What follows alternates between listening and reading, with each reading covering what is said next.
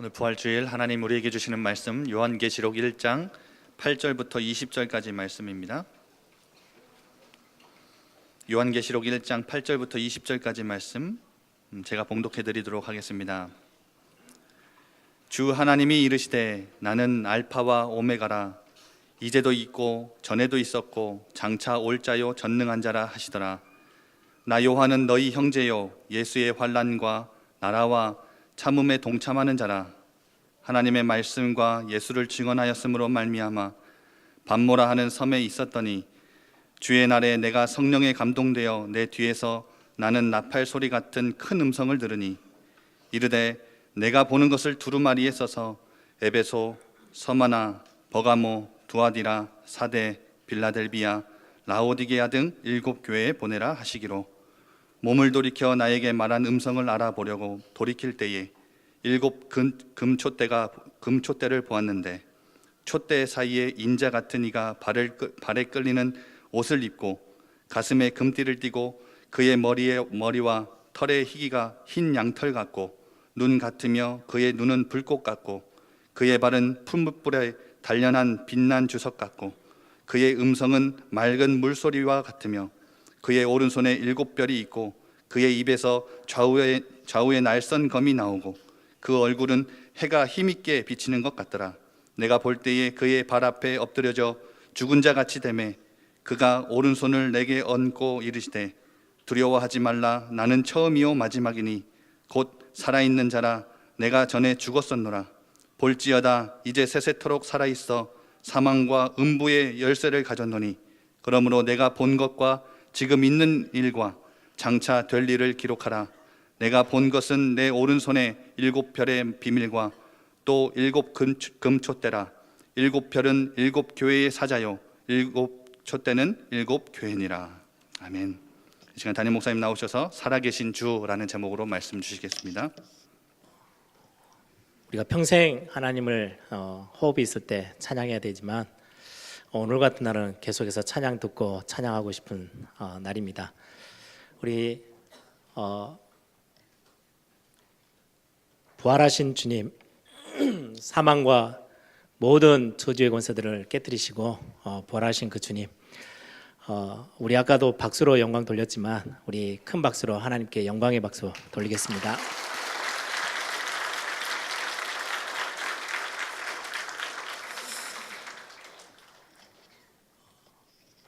예수 그리스도께서 이 땅에 언약하신 대로, 하나님께서 언약해 주신 대로 이 땅에 오시고 사람의 몸을 입고 오시고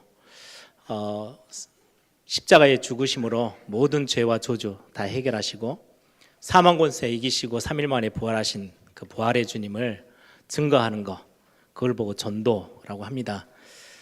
어떤 성도가 목사님에게 여쭤봤어요. 목사님, 왜 부활의 첫날 가장 먼저 부활하신 주님이 만나준 사람들이 남자가 아니고 여자입니까? 막달라 마리아와 또 다른 이름의 마리아, 2 여인을 제일 먼저 만나 주셨거든요. 그 질문에 아주 재밌는 답을 하셨어요. 원래 여자분들이 가지고 있는 전문성 중에 최고의 전문성이 이야기하는 거, 말하는 거. 엘리베이터에서도 만나도 처음 본 사람한테도 말을 걸고 다 하시잖아요. 부활의 주님을 좀 빨리 전달하라고 여자분들을 제일 먼저 만나 주셨대요. 아주 재밌는 이야기인데, 우리가 부활의 주님을 전달하는 거, 그게 우리의 기독교의 신앙이고 또 우리의 믿음의 고백들이고 또 우리가 증거해야 될 굉장한 영적 비밀입니다. 단순히 신념이 아니고요, 실제입니다. 이 땅에 수많은 종교가 있거든요.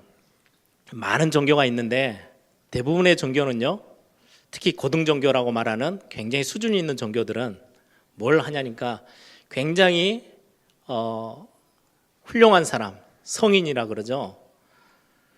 성인들의 삶을 기리고 그 성인을 숭배하고 그 성인이 남겨놓은 많은 말과 사상들, 그를 음미하면서 만들어 놓은 것들이 종교입니다. 종교에는요, 그 성인들이 했던 이야기들, 유교 그러면은 공자가 했던 많은 그 참 고귀했던 삶, 그리고 그가 남겼던 많은 사상들, 이야기들 그걸 음미하면서 섬기고 그를 경배하는 걸 유교 이렇게 종교라고 하죠. 또 불교 같은 경우는 석가모니의 그 인생과 그가 남긴 많은 업적과 또 이야기들, 사상들 그걸 섬기고 그거를 종교로 만들어 가지고 숭배하는 거죠. 그런데 하나같이 모든 종교는 싹 다 죽은 자를 숭배하는 겁니다. 살아있는, 지금도 살아있는 성자는 없어요. 다 무덤에 묻혀서 썩었어요. 흙으로 다 돌아가 있어요.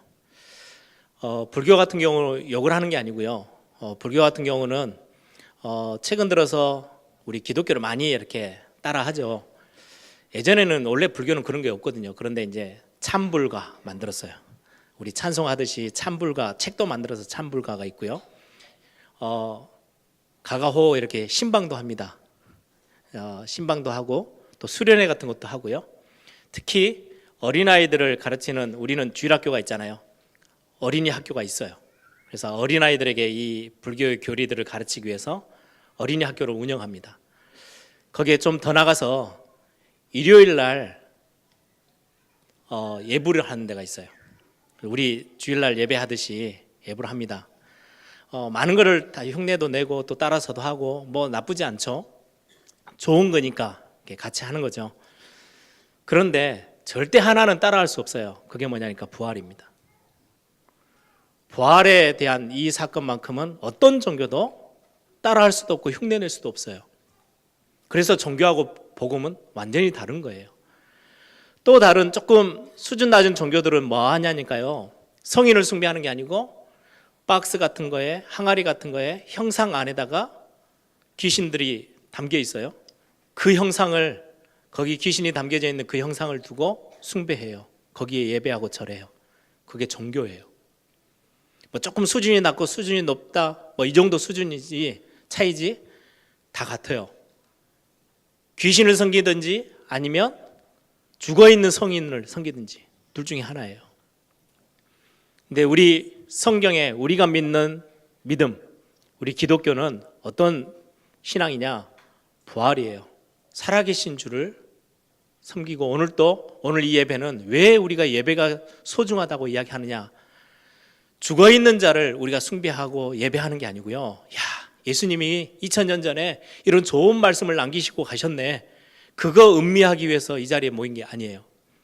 지금 이 자리에 부활하셔서 하늘 보좌에 계시며 성령으로 우리와 함께 하시고 우리를 만나주시고 우리와 같이 대화하고 교제하고 사귀는 우리와 만나주시는 살아계신 하나님, 그 하나님은 오늘 또 이 자리에서 우리가 예배하고 찬양하는 거예요. 다르죠. 완전 달라요. 죽은 성인들의 이야기들을 음미하면서 앉아있는 시간이 아니에요. 예수님의 말씀을 음미하면서 그랬었지, 그게 아니에요. 그래서 우리 오늘 함께 예배하는 이 비밀은요, 굉장히 중요한 이야기입니다. 아니면 항아리 안에 갇혀져 있는 귀신, 그들을 섬기는 게 대부분의 종교잖아요. 하나님은요, 하늘 위 땅 아래 무소부재할 만큼 모든 곳에 계시는 그 하나님, 형상 안에 가둘 수가 없어요. 창조주 하나님이세요. 만물을 발 아래 복종시키는 만왕의 왕 되신 그 하나님을 우리는 예배하고 우리는 그분을 찬양해요. 굉장히 달라요. 도저히 이거는 섞을 수가 없어요. 많은 종교들이 이야기합니다. 통합 종교 같이 함께 하자. 우리가 좋은 일을 같이 해야죠. 그런데 이 신앙의 근본 자체는요, 완전히 다른 데서 시작해요. 그래서 저와 여러분이 가지고 있는 믿음의 비밀은요, 굉장히 다른 이야기죠. 그래서 오늘 같이 함께 고백하면서 찾아내야 되겠습니다. 고린도전서 15장에 보면요, 바울이 그런 이야기를 합니다. 부활을 막 이런저런 막 비난하는 사람도 있고 부활이 맞니 틀리니 이런 이야기를 하는데 그때 바울이 하는 이야기입니다.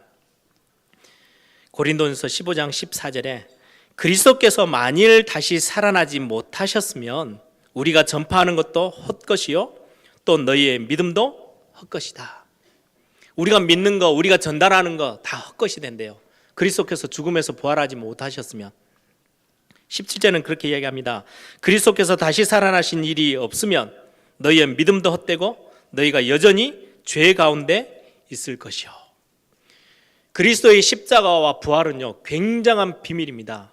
영적인 어마어마한 비밀과 축복입니다. 무슨 말이냐? 저와 여러분은 죄라는 죄 아래에 있어요. 죄를 절대 이길 수 없어요. 그래서 죄 때문에 오는 모든 재앙과 저주를 당하고 살아야 돼요.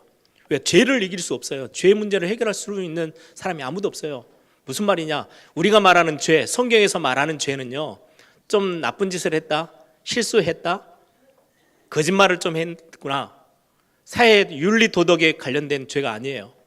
근본적으로 하나님을 떠나 있다는 말이에요. 하나님과 분리돼 버렸어요. 우리를 지으신, 우리와 함께 해야지, 우리가 하나님의 함께 있어야 될 우리 영적인 존재인 저와 여러분이 하나님을 떠났어요. 그게 창세기 3장이에요. 하나님 없어도 돼. 하나님 필요 없어. 내가 뭔가 할 수 있어. 많은 학자들이 그런 이야기를 해요. 어린아이가 태어나서 생후 한 1년, 2년 굉장히 중요한 때인데, 그때는요 많이 만져주고 스킨십도 해주고, 찡찡거릴 때 또 막 끙거리고 울 때 바로바로 대응해주고 대답해주고, 말 못 알아듣는 것처럼 보여도요 다 대화하고 이야기 걸어주고 눈 마주쳐주고 만져주고, 굉장히 중요하대요. 그때 그게 많아지면, 그 시간이 많으면요 아이가 굉장히 정서적으로 안정되고 아주 편안하게 올라온대요. 정서가 아주 편안하게. 옛날 어르신들 이야기가 있죠. 애들 손 탄다, 만지지 마, 너무 심하게 안아주지 마. 그건 혹시 어른들이 이렇게 힘드니까, 안아주기가 힘드니까 그런 말들을 만들었지 않을까. 근데 요즘 학자들이요, 그거는 심각한 문제가 온대요. 아이들을 많이 만져주고 대화하고 눈 맞춰주고, 이게 없으면요 표는 전혀 안 나는데 나이가 들면 들수록 심각한 문제가 와요. 정서적으로도 그렇고 삶에 있어서도. 나중 돼서는, 어른 돼서는 이상한 행동도 해요. 그리고 예전에 보세요, 딱 양복 다 차려입고요, 우리 축구 대표팀이 브라질 가가지고요 지고 오니까요 호박엿 들고 가서 집어 던져요. 아니 50 넘은 60 먹은 할아버지들이. 왜 그렇습니까? 이게 어릴 때 굉장히 많은 것들이 작용한대요. 그런데요, 젖먹는 아이가, 엄마 품에 있어야 될 아이가 부모를 떠나서 평생을 살아왔다. 문제 아닌 문제들이 심각하게 많아요. 그렇죠? 무슨 말이냐? 하나님을 떠나 있는 인간에게 뭔가 모르게 문제가 오고 재앙이 닥치고 저주가 오는 거 당연해요. 그런데 이 죄 문제, 하나님을 떠나 있는 이 문제를 해결할 수 있는 길이 있냐? 없어요. 그래서 하나님이 이 땅에, 하나님이 스스로 인간의 몸을 입고 이 땅에 오셔서 십자가에 죽으심으로 모든 죄 문제, 죄의 싹은 사망이에요. 죄로 인하여서 죽음이라는 저주가 당연히 찾아와요. 이 죽음이라는 것에요, 죄 그를 다 해결하셨어요. 그리고는 하나님이 죄 아래에 계실 수가 없잖아요. 죄를 완전히 이기시고 사단을 박살내고 사망 권세를 깨뜨리시고 다시 사셨어요. 그게 부활의 비밀이에요. 부활이 없으면요 기독교는 아무 힘 없어요. 다른 종교와 똑같아요. 재앙과 저주가 와도 이길 길이 없고요, 사망 앞에요 벌벌벌벌 떨어야 돼요. 죽음 앞에, 지옥 앞에요 우리는 아무 힘 없이 그냥 내 인생 다 내놔야 돼요. 부활이 있기 때문에 우리는 승리자로서 이 땅을 살아갈 수 있는 거예요. 굉장히 중요한 비밀 중에 하나입니다. 그러면서 바울이 또 이야기합니다. 19절에 보니까, 만일 그리스도 안에서 우리가 바라는 것이 다만 이 세상의 삶뿐이면, 이 세상에서 살아가는 삶이면 모든 사람 가운데 우리가 더욱 불쌍한 자니라. 이 땅께 달하면 우리는 진짜 불쌍하다. 왜? 우리는 천국 소망 두고 살아가고요, 부활의 신앙 가지고 살아가는데, 부활이 없다면 얼마나 어리석은 삶이 되겠냐, 그 이야기입니다. 20절에 그러나 이제 그리스도께서 죽은 자 가운데서 다시 살아나사 잠자는 자들의 첫 열매가 되셨도다. 잠자는 자들의, 죽은 자들의 첫 열매가 되셨대요. 부활의 첫 열매. 저와 여러분도 부활의 몸을 입고 죽음을 깨뜨리고 일어날 시간표가 있대요. 그래서 수많은 순교자들이요 죽음을 두려워하지 않았던 이유가 거기 있습니다. 예수 그리스도께서 부활하시면서요 우리의 부활의 첫 열매가 되주셨어요. 22절에 보니까 아담 안에서 모든 사람이 죽은 것 같이 아담 때문에 죄가 시작되어져서요 죽음 아래 다 거했던 것처럼 그리스도 안에서 모든 사람이 삶을 얻으리라. 새로운 삶이 시작되어지는 게 그리스도 안에서만이 가능합니다. 그래서 바울은 부활을 굉장히 강조하고 중요한 영적인 비밀로 전달하죠. 그러면 우리가 가장 먼저 좀 오늘 이 시간에 생각을 해봐야 될 부분이요, 그리스도께서 십자가 지셨어요. 이게 무슨 말입니까? 6세기경에 로마 황제가요 바티칸 교회에게 큰 선물을 하나 기증을 했어요. 황금으로 만져 있는 순금으로 만든 십자가, 커다란 십자가를 다 만들어 가지고요 교회에다 기증을 했는데, 그 십자가 황금으로 돈으로 환산할 수도 없을 만큼 그렇게 값진 십자가를 하나 만들어서 그 가장 가운데요 조그만한 나무 조각이 하나 들어있는 거예요. 그게 뭐라고 설명을 했냐, 예수님이 친히 십자가에 지셨던 그 십자가에 못 박히셨던 그 십자가의 나무 조각이래요. 그걸 그 금 십자가 사이에다 딱 끼워놓고 선물을 한 거예요. 그 나무 조각 그거 보려고요 수많은 사람들이 와가지고요 그 앞에 바라보고 기도하고 촛 키워놓고요 숭배하고, 수많은 사람들의 관심은 거기에 있습니다. 많은 사람들은요 예수님이 어떤 십자가에 못 박혔지? 이 나무일까? 저 나무일까? 예수님이 죽으셔서 수의 세마포 옷을 입고 무덤에 묻히셨는데 그 세마포 옷을 찾아내야 된다, 이래야 된다, 저래야 된다, 야, 이게 맞다, 저게 맞다. 지금도 그거 하고 있거든요. 수많은 사람들이 관심이에요. 예수님이 직접 무덤에 들어가신 그 무덤이 어떤 무덤이냐, 어디에 있냐, 그거 찾아내려고 얼마나 관심이 많은지요. 근데 성경은 그게 별로 중요하지 않대요. 성경은 뭐 어디에 관심이 있냐니까요. 왜 창조주 하나님이, 만물을 다스리시는 만왕의 왕 되신 그 하나님이 사람의 몸을 입고 오셔서 십자가에 죽으셨냐, 왜 그렇게 하셨냐, 그거에 집중하고 있어요. 어떤 십자가에 죽으셨냐, 그 나무 조각이 어디에 있냐, 그게 중요하지 않다라는 거예요. 요즘 우리 부활주일 하면은요 올해는 뭐 달걀값이 비싸져 가지고요 달걀 삶는 일이 별로 없어졌는데, 뭐 부활주일 아침 되면요 선생님들은 아이들에게 주려고요 달걀 삶고요 얼마나 정신 없는지요. 또 교회 또 찬양대는요 칸타타 준비한다고요 맨날 며칠을 준비해요. 이 곡을 해야 될까 저 곡을 해야 될까. 굉장히 중요해요. 중요한데 진짜 중요한 건 따로 있어요. 그렇죠? 옛날에는요 우리 어르신들, 어제도 제가 보니까 이제 천주교 다니시는 분인 것 같아요. 다 어제 밤인데 흰 한복을 입고요 다 할머니가 다 가방을 하나 들고 가시더라고요. 그래서 교회 가서 예배하러 가는 거구나. 흰색 입고, 저도 오늘 흰색을 넥타이를 맸습니다. 부활주일이어서. 많은 사람들이 거기에까지 딱 관심 갖고 없어요. 뭘 입을까, 어떻게 할까, 저렇게 할까. 아니요, 성경은 다른 데 관심 있어요. 왜 만왕의 왕 되신 내 주께서 왜 고초당하셨지?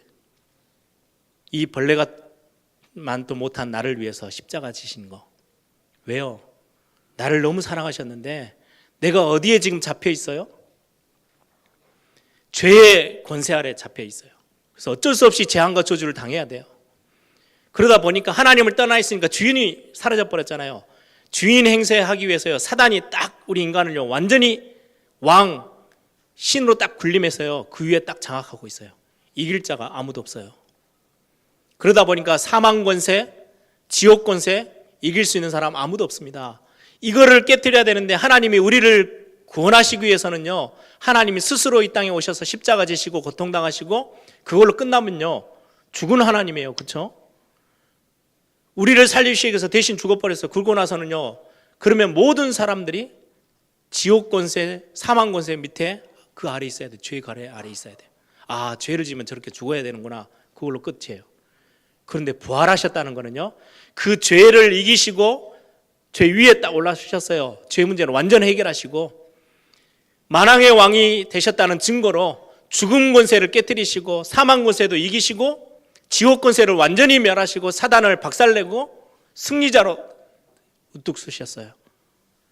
지금 그 이야기가요, 오늘 3부 예배 때 해야 될, 같이 찬양할 니시, 여호와 니시, 이건 승리의 깃발을 의미해요.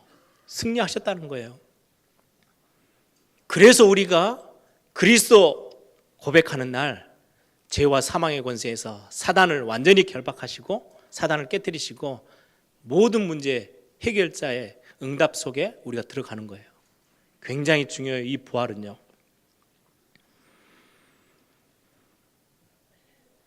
하나님이 이 땅에 왕 노릇하시기 위해서요, 야, 내가 왕이야, 천하를 내가 다스릴 거야, 그러지 않으셨어요. 저와 여러분의 아주 연약한 우리의 인생, 찬송가에는요, 벌레 만지도 못한 우리의 인생을 사랑하셔서 우리를 구원하시기 위해서 십자가 대신 지시고 우리의 인생 문제를 완전히 해결했다는 증거로 죽음에서 부활하셨대요.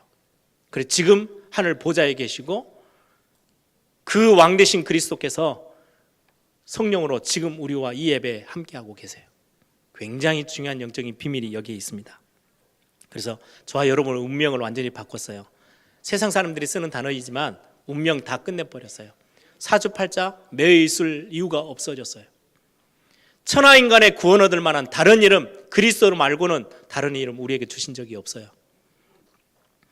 창세기 3장은요, 너 하나님 그거 없이도 네 혼자 잘 될 수 있어. 사단이 파놓은 함정에 완전히 빠져서요, 헤어나오지는 못해요. 뿐만 아니라 세상 전체를요, 다 하나님 없는 뭔가의 틀로 딱 만들었어요. 그걸 문화라고 표현합니다. 그 틀에 딱 갇혀서 빠져나올 사람이 없어요. 개인은 사단이 만들어 놓은 똘똘 묶어놓은 올무에 잡혀서요, 빠져나오지는 못해요. 그걸 보고 불신자 상태 6가지라 그래요. 이걸 완전히 이기시고 승리하신 증거로 부활하셔서 승리자로 지금도 하늘 보좌에 서 계세요. 그거를 지금 오늘 본문에 지금 요한 사도가 표현하고 있는 겁니다. 오늘 본문을 보시면은요, 죽은 자를 지금 묘사한 게 아니에요. 지금 요한 사도는요, 사도들 중에 제일 나중에 순교당한 사도라고 기록되어 있습니다. 반모섬에 갇혀서요, 오랫동안 유배 생활을 했죠. 나머지 사도들은요, 이미 먼저 순교 다 당하고요, 제일 나중에 순교를 당했어요. 예수님이 죽으시고 십자가에 죽으시고 부활하신 이후에 한참 시간이 많이 지났죠. 제일 나중에 사도가, 요한 사도가 순교를 했으니까요. 그 요한 사도에게 부활하신 주님이 하늘 보좌에 계신 분이 요한을 찾아와서 이야기하십니다. 너가 본대로 다 기록해. 그리고는 지금 세워져 있는 교회들에게 다 이 말을 전달해. 두루마리에 써서 다 전달해. 지금 그 이야기에 요한 사도가요, 본 그대로를 적어요. 관에 눕혀져 있는 예수님이 아니고 실제로 교회들을 다 사이에 두고요, 움직이시면서 교회를 다스리시고 성도들을 다스리시고 주의 종도를 딱 손 안에 쥐고 움직이시고 있는 그 모습을 오늘 본문에는 기록하고 있어요. 누구요? 살아계신 주. 죽어있는 자를 묘사한 게 아니에요. 살아있는 분을 묘사한 거예요. 8절에 이렇게 이야기합니다. 주 하나님이 이르시되 나는 알파와 오메가라. 이제도 있고 전에도 있었고 장차 올 자요 전능한 자라 하시더라. 알파와 오메가 다 아시겠지만 우리 영어로 보면은 A, 제일 마지막에 있는 알파벳이 있죠. 그런 것처럼 헬라어의 제일 시작이요, 알파요. 제일 마지막 단어가 오메가예요. 처음과 끝을 이야기해요. 그 말은 이 온 우주 만물이 시작할 때 그 시작이 그리스도로 시작했고 끝이 그리스도로 끝났어요. 그게 부활하신 주님이에요. 그분이 저와 여러분의 인생의 주인이시고 저와 여러분의 가정의 주인이고 우리의 생명의 주관자가 되셔요. 그분이 어떻게 말씀하느냐, 이제도 있고 지금도 살아계시고 과거에도 있었고 장차 앞으로도 오실 분, 과거, 현재, 미래 항상 살아계신 분으로 성경은 묘사하고 있습니다. 그러면서 13절부터 보면은요, 이 7교회, 지금 이 땅에 있는 교회들에게 설명해줘 라고 하면서 13절부터 묘사하는데요, 촛대 사이에 인자 같은 이가 발에 끌리는 옷을 입고 가슴에 금띠를 띠고 지금 살아계셔서 지금 교회를 다스리시는 그 모습을 표현하고 있는 거죠.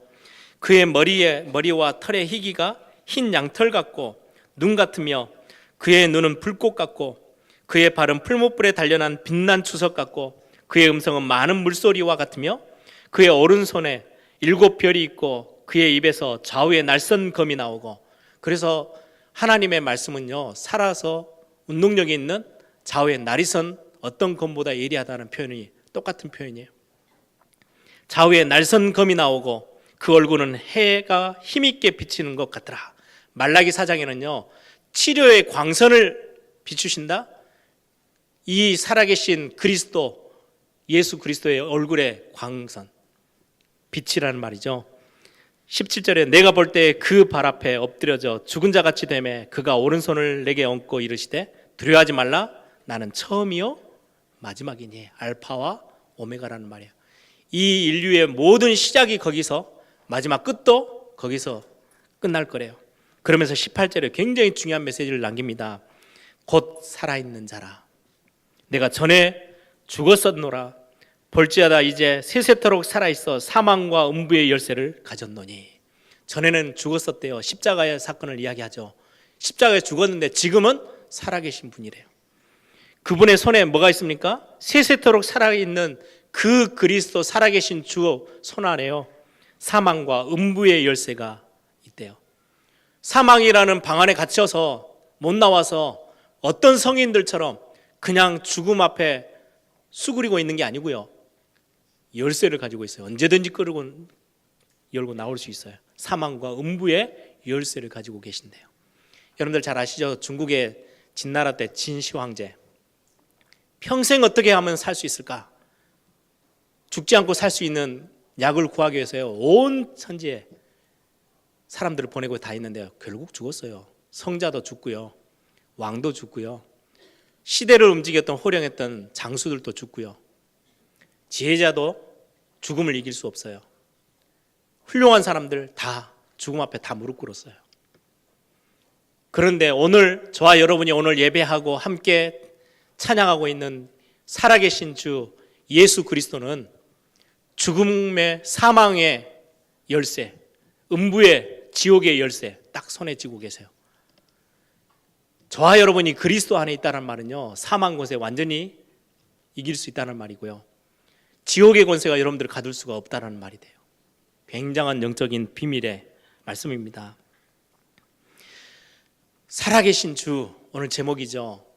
그런데 예전에 중세교회를 비롯해서 지금까지도요, 많은 가톨릭 교회가요, 예수 그리스도를 표현하는데 어떻게 표현했냐? 그리스도의 이미지예요. 이건 굉장히 중요합니다. 교회 같은데 그림들이 막 그려져 있고요, 형상을 막 만들어 놨는데 예수님이 마리아라는 굉장히 이렇게 딱 아주 힘 있는 마리아의 품 안에 조그만한 아기 예수로 안겨 있어요. 그게 그리스도로 표현해내고 있어요. 무슨 말이에요? 아기 예수가 우리를 구원해내요? 힘 없어요. 마리아가 훨씬 낫지. 마리아가 예수님을 다 품 안에 품고 있는데요, 그런 이미지로 자꾸 복음을 없애요. 아주 힘없는 어린아이로 보여요. 그러면 어린아이가 아닌 예수님을 어떻게 표현하고 있냐? 전부 다 십자가에 매달려서요, 양손에 못이 박혀서 피 뚝뚝 흘리고 있고 머리에 가시면류관 쓰고 고개를 한쪽으로 툭 떨어뜨리고 있는 아무 힘없는 그리스도, 무능력하게 죽음 앞에 그냥 이렇게 복종하고 있는 그리스도, 그 모습으로요 온 교회를 다 치장했어요. 누구의 작품이겠습니까? 그 정도가 아니에요. 십자가, 어마어마하게 무거운 십자가를 지고요, 서서 이렇게 탁 들고 막 굉장히 막 삼손처럼 탁 한 손에 쥐고 있는 게 아니고요, 그게 눌려가지고 쓰러져서 무릎 다 깨져가지고요 쓰러져 있는 그 모습을 온 천지 다 그려놨어요. 그러면 어린아이로부터 시작해서 많은 사람들이 그거 보면서요, 야, 예수님 참 고생 많이 했겠네. 그분이 나를 구원하시고 모든 저주와 사망 권세를 이기셨다고요? 이해가 안 되는 이야기예요. 자꾸 그런 이미지를 계속 심고 있어요. 제가 유럽 가서 봤다고 말씀드렸죠. 유리관에요, 예수님이 양 옆에 빼빼 말라가지고요 창자국이 있어요. 손에는요 못자국이 있어요. 그래서 다 죽어있는 모습으로 누워있어요. 제가 아무리 봐도 못 일어나겠더라고요. 그 관뚜껑 열고 일어나야 되는데 못 일어날 예수님이에요. 그 앞에 온 천지의 사람들이 와가지고 빌고 기도하고 가요. 어떤 생각을 하고 갈까요? 불쌍하구나, 힘드셨겠구나. 그걸로 끝이에요. 성경은 그 이야기 하는 거 아니에요. 사망과 음부의 열쇠를 가지시고 지금도 살아계시는, 처음이고 마지막이 되시는 살아계신 주가 우리가 믿는 하나님이고 우리를 구원하신 그리스도예요. 완전 사단이 얼마나 장난을 많이 쳐놨는지요. 아무 힘없는 예수님? 아닙니다. 만왕의 왕 되신 그리스도, 지금도 살아계셔서 성령으로 지금 이 예배 가운데 함께 하시는 그리스도. 성경 그 이야기예요. 곧 살아계신 주라. 지금도 살아계셔요. 우리가 믿는 신앙은요, 우리가 그냥 예배하는 거 아닙니다. 가서 예전에 예수님이 했던 이야기 좀 우리가 잘 목사님을 통해서 설교 드리면서 음미하고 묵상하고 좋구나, 이랬구나, 저랬구나, 과거 이야기 아니에요. 성경에 약속하신 그 창조주 하나님, 전능자 하나님이 죽은 자의 생명도 쥐고 계시고 저와 여러분의 인생 처음부터 끝까지를 딱 손에 쥐고 계신 그분이 지금 살아서 우리와 함께 하세요. 그게 부활의 비밀이에요. 부활이 없으면 저와 여러분 이 자리에 앉아 있을 이유도 없어요. 뭐 하려고 여기 있습니까? 아무 의미 없는데. 집에 앉아서 그냥 책 한 권 읽으면 되는데, 이런 이야기를 했었구나. 옛날에 2000년 전에 예수님이란 분이 이런 이야기도 하셨대. 그거는 우리가 믿는 신앙 아니거든요. 그 정도가 아닙니다. 지금도 금초 때 교회를 말하죠. 교회에 함께 이 예배 가운데 임하시고 성도들을 하나님이 다스리시고 지키시고 보호하시고 그러면서 말씀합니다. 내가 너와 함께 할 거야. 두려워하지 마. 이건 죽은 자의 메시지가 아니고요, 산 자의, 살아계신 분의 메시지예요. 그래서 예전에 초대교회 많은 사도들을 비롯해서 많은 믿음의 사람들이 순교했잖아요. 그런데 죽음을 전혀 두려워하지 않았어요. 왜요? 부활의 비밀이 있기 때문에. 예수님은 단순히 혼자 능력이 있으신 하나님이시니까 부활했겠지. 아니요, 부활의 첫 열매일 뿐이에요. 저와 여러분도요, 그리스도 안에 있을 때 사망 권세가 저와 여러분을 이길 수 없어요. 지옥의 권세가 여러분들을 덮어서 완전히 가다놓을 수 있느냐? 없어요. 죄가 여러분들을 완전히 노예 만들어서 끌고 다닐 수 있느냐? 없어요. 십자가에서 다 끝내버리셨어요. 그게 우리가 믿는 그리스도의 비밀이에요. 그리스도께서 십자가 지시고 부활하심으로 모든 죄 완전히 이기시고 사망 권세 깨뜨리시고 지옥 완전히 멸하시고 사단 박살내고 승리자로 서 계셔요. 그 그리스도를 우리가 믿고 그분을 찬양하고 오늘 또 그분의 이름으로 오늘 또 하나님 앞에 예배하고 있어요. 굉장히 중요한 시간입니다. 그래서 하는 이야기예요. 예배 한 번으로 다 인생의 문제 다 끝낼 수 있어요. 다른 게 더 이상 필요 없어요. 교회는요, 많은 일이 있습니다. 선교해야 될 일도 있고 교회를 위해서 심부름해야 될 것도 많아요. 그런데 그것보다 그것 때문에 우리가 신앙생활하는 거 아니에요. 우리 찬양대가 찬양대 서기 위해서 신앙생활하는 게 아니잖아요. 이거는요, 누구를 위해서요? 부활하셔서 지금 우리 예배 가운데 함께 계시는 그 그리스도 하나님께 예배하는 시간이 굉장히 중요한 거예요. 그래서 예배 하나로 다 끝낼 수 있어 라는 말이요, 굉장히 의미 있는 이야기입니다. 혹시 질병 가운데 죽음의 위기, 삶의 위기, 위험 가운데 계십니까? 절망하지 마십시오. 흔들리지 마십시오. 낙심할 이유 없습니다. 어떤 인간도 절대 피할 수 없는 죽음, 사망 권세, 지옥 권세, 죄 문제, 사단의 권세, 부활하신 주님이 다 끝내셨어요. 더 이상 저와 여러분이 거기에 매여 있는, 거기에 우리가 끌려다녀야 될 사람들이 아니에요. 우리는 하나님의 자녀. 이 사실을 증거해야 될 전도자, 이걸 미래에까지 갖고 가서요, 시대의 재앙을 막아서야 될 렘넌트, 그걸 하나님이 저와 여러분을 부르셨어요. 여러분, 오늘 이 언약의 비밀들을 가지고 여러분들이 새로 힘을 얻는 시간들이 꼭 되길 바랍니다. 말틴 루터가 종교개혁을 하는데 너무 힘들겠죠. 혼자니까. 아무도 도와주는 사람 없죠. 그 교권은 어마어마한 힘으로 누르죠. 지금의 교권하고는 완전히 차원이 달라요. 그때 당시에는 이단자로 누명이 되어지면요, 생명 내놔야 돼요. 아예 뭐 불에 태워서 죽이든지 돌에 맞아 죽이든지 단두대에서 목이 잘리든지 생명 걸고 해야 돼요. 그런데 너무너무 외롭고 너무너무 힘들어. 진도도 안 나가. 이게 뭔가 잘 안 되는 것 같아요. 낙심되어지고 너무너무 힘들어하고 있는데 어느 날 아침에 마틴 루터 아내가요, 상복을 입고요, 집에서 왔다 갔다 하는 거예요. 아니 무슨 일이냐고, 아침부터 상복을 입고 누가 죽었냐고. 그때 그 마틴 루터 아내가 하는 이야기입니다. 하나님 돌아가셨다고. 말도 안 되는 이야기 하지 말라고. 무슨 하나님이 돌아가시냐고, 살아계시지. 그랬더니 그 아내가 하는 이야기입니다. 그런데 왜 좌절하고 왜 절망 가운데 있습니까? 하나님 살아계신데, 하나님 죽으시지 않으셨는데. 그 말 한마디에요, 마틴 루터가 정신이 번쩍 들었어요. 그래서 다시금 힘을 얻어서 종교개혁 그 일에 다시금 힘을 내서 박차를 가했다고 기록에 나와 있어요. 여러분, 하나님은 죽으신 하나님이 아니세요. 저와 여러분이 오늘 그냥 관념 속에서 하나님이란 분을 이렇게 상상으로 만들어 놓고 예배하고 있는 게 아니에요. 지금 보좌에 앉으셔서 살아계셔서 지금 우리의 교회들을 함께 하시고 움직이시고 다스리시고 우리 성도님들을요 다 손안에 쥐고 보호하시고 지키시는 분. 그래서 성경은 그렇게 이야기합니다. 이사야 40장 27절에서 30절. 저는 이사야서를 너무 좋아하는데 구약의 복음서라고 말할 만큼 그리스도에 대한 이야기들이 많이 담겨 있어요. 이사야 40장 27절에서 30절에 보면, 야곱아 어찌하여 내가 말하며 이스라엘아 내가 이르기를 내 길은 여호와께 숨겨졌으며 아무도 나를 도와줄 사람이 없어. 그런 이야기죠. 내 송사는, 내 답답한 어려움들은 내 하나님에게서 벗어난다 하느냐. 너는 알지 못하였느냐, 듣지 못하였느냐. 영원하신 하나님 여호와 땅끝까지 창조하신 이는 피곤하지 아니하시며 곤비하지 않으시며 명철이 한이 없으시며 피곤한 자에게는 능력을 주시며 무능한 자에게는 힘을 더하시나니 소년이라도 피곤하며 곤비하며 장정이라도 넘어지며 자빠지되 오직 여호와를 앙망하는 자. 죽은 자를 앙망하는 거 아니에요. 살아계신 하나님, 창조주 하나님, 지금도 만왕의 왕으로 우리 가운데 함께 하시는 그 하나님 여호와를 앙망하는 자에게는 새 힘을 얻으리니 독수리가 날개치며 올라감 같을 것이요 다른 박질하여도 곤비하지 아니하겠고 걸어가도 피곤하지 아니하리로다 말씀합니다. 이사야 41장 10절에는요 두려워하지 말라 내가 너와 함께 함이라. 죽어서 관 속에 갇혀서 죽어있는 분이 아니세요.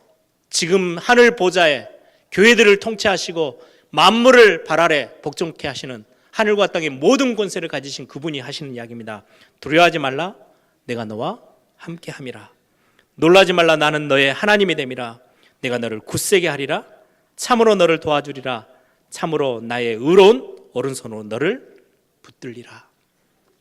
이사야 41장 13절 14절에는요 이는 나 여호와 너의 하나님이니 내 오른손을 붙들고 내게 이르기를 두려워하지 말라 내가 너를 도우리라 할 것임이라. 버러지 같은 너 야곱아 너희 이스라엘 사람들아 두려워하지 말라 나 여호와가 말하노니 내가 너를 도울 것이라. 내 구속자는 이스라엘의 거룩한 이시니라. 이사야 42장 5절에서 8절입니다. 오늘 하나님의 말씀을 딱 들으시고요 살아계신 하나님이 오늘 저와 여러분에게 들리시는 전달하는 하나님의 메시지입니다.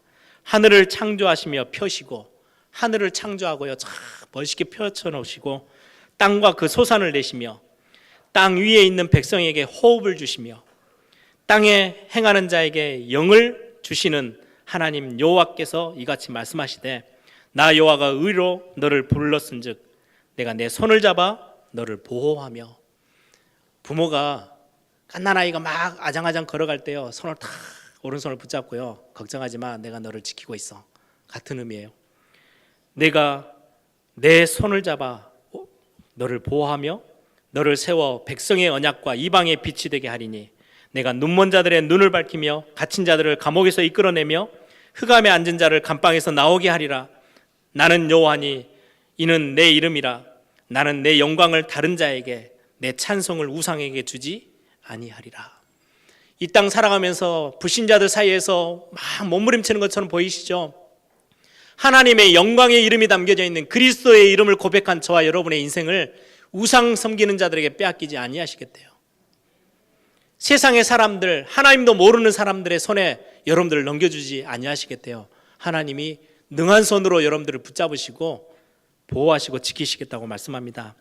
이사야 43장 1절에서 2절에 저는 이 말씀 너무너무 이사야서 말씀들을 좋아합니다. 야곱아 너를 창조하신 여호와께서 지금 말씀하시느니라. 이스라엘아 너를 지으신 이가 말씀하시느니라. 너는 두려워하지 말라. 내가 너를 구속하였고 내가 너를 지명하여 불렀나니 너는 내 것이라. 내가 물 가운데로 지날 때에 내가 너와 함께 할 것이라. 강을 건널 때에 물이 너를 침몰하지 못할 것이며 내가 불 가운데로 지날 때에 타지도 아니할 것이요 불꽃이 너를 사르지도 못하리니. 오늘 하나님의 음성에 귀 기울이기 바랍니다. 혹시 위기 가운데 죽음 앞에 서 있는 분들도 계시겠죠. 죽을 것 같아. 삶의 여러 가지 문제 속에서 난 너무너무 힘들어.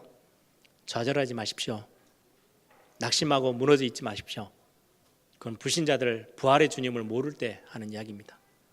사망의 권세 완전히 깨뜨리시고요. 사망과 음부의 열쇠를 가지고 계신 살아계신 하나님, 처음이고 마지막이 되시는 그분이 저와 여러분의 인생의 주인이 되십니다. 저는 이 교회 문제가 이런저런 많은 이야기 있을 때마다 저는 신앙 고백합니다. 이 교회의 주인은 하나님이셔. 지금 살아계신 그분. 우리 가정의 문제 하나님이 주인이셔. 여러분들의 인생 누구 하나 이 땅에서요 죽음이 피해갈 사람이 없어요. 그런데 하나님의 사람들은 이 죽음을 두려워하지 않았어요. 왜요? 그게 끝이 아니기 때문에. 하나님이 다른 최고의 것들을 준비해 놓으셨어요. 말씀을 정리하겠습니다. 여러분들이 하늘 보좌의 배경을 매일매일 순간순간 누리세요. 세상의 것 보시고 여러분들 주변의 환경 보시고 흔들리지 마시고요. 하나님이 여러분들에게 주신 것들, 여러분들에 대한 하나님의 계획이 있어요. 특별한 계획들이 있어요. 하나님이 여러분들에게 준비해 놓으신 여러분의 것, 이 땅에서 살아가면서 찾아내야 될 것, 여러분들의 것이 있어요. 옆에 있는 사람하고 달라요. 그걸 우리는 이면 계약이라고도 합니다. 천명이라고도 합니다. 여러분의 것 따로 있어요. 여러분들이 살려내고 여러분들이 거기서 축복을 찾아내야 될 여러분들의 현장 따로 하나님이 준비해 놓으셨어요. 어쩌다가 나는 이 직장 생활하고 있지? 어쩌다가 여기 와 있지? 아니에요. 하나님이 여러분들의 현장 준비해 놓으셨어요. 그 속에서요 살아계신 하나님이 하늘 보좌에 계신 그분이 성령으로 지금 나와 함께 하시고 나를 인도하고 계셔. 나는 아무것도 두려워할 이유 없어. 오늘 말씀 그대로를 의지하고 여러분들이 샘을 얻는 그런 축복의 시간 되기를 바랍니다. 함께 기도하겠습니다. 우리에게 와 있는 질병, 위기, 위험 어떤 거라도 우리가 담대히 설 수 있는 이유, 부활하셔서 지금도 살아계신 왕 되신 그리스도, 만왕의 왕 되신 하늘과 땅의 모든 권세를 가지신 그분이 성령으로 지금 저와 여러분과 함께하고 계셔요. 그래서 말씀하십니다. 내가 너와 함께할 것이기 때문에 두려워하지 마. 놀라지도 마. 내가 너를 오른손으로 붙잡고 있어. 네 팔을 딱 붙잡고 네 손을 붙잡고 너를 보호할 거야. 하나님, 이 응답 속에 오늘 또 새 힘을 얻고 또 새로 시작하는 은혜의 시간 되게 하옵소서. 우리 한번 다 같이 한번 기도합니다. 주님 감사합니다.